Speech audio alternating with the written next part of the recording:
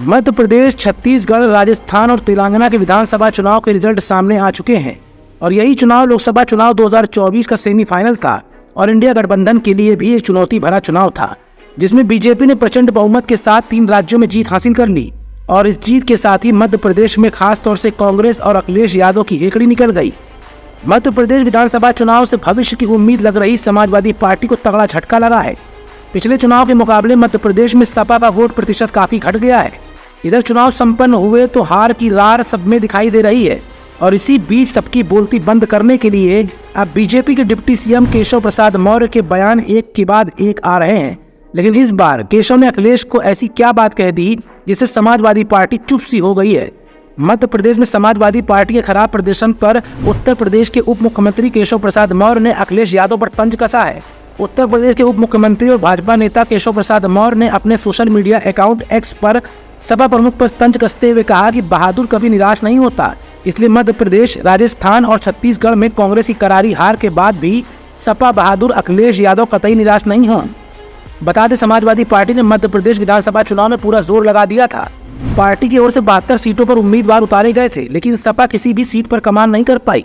गौरतलब है कि मध्य प्रदेश विधानसभा चुनाव में सीट बंटवारे को लेकर सपा और कांग्रेस के बीच काफी तल्खियां देखी गई थी। अखिलेश ने साफ तौर पर आरोप लगाया था कि कांग्रेस ने गठबंधन को लेकर उनसे बातचीत की थी, 7 सीटें उन्हें देने की बात हो रही थी, लेकिन बाद में कांग्रेस मुकर गई। विपक्षी दलों के गठबंधन इंडिया में शामिल समाजवादी पार्टी के मुखिया अखिलेश यादव सीट बंटवारे को लेकर कांग्रेस से खासा नाराज दिख रहे थे।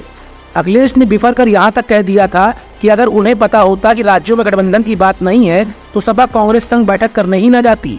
उधर केशव प्रसाद मौर्य ने अखिलेश यादव को नसीहत दी तो वाराणसी से अखिलेश यादव ने जनता के सामने चुपचाप अपनी हार को स्वीकार भी कर लिया और खामोश हो गए।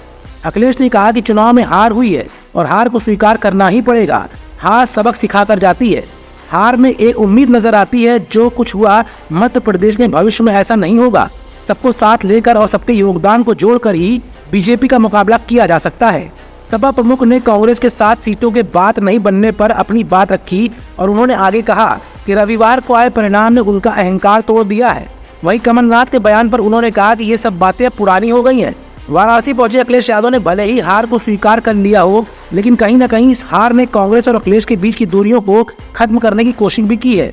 अब देखना ये होगा कि हार से सबक लेकर कांग्रेस और समाजवादी पार्टी एक दूसरे से ऐसे ही खींचतान जारी रखते हैं या फिर हार के बाद सबक लेकर एकता का संदेश देते हैं। एसकेडी न्यूज के लिए शिखर गौतम के साथ तुषार शर्मा की रिपोर्ट।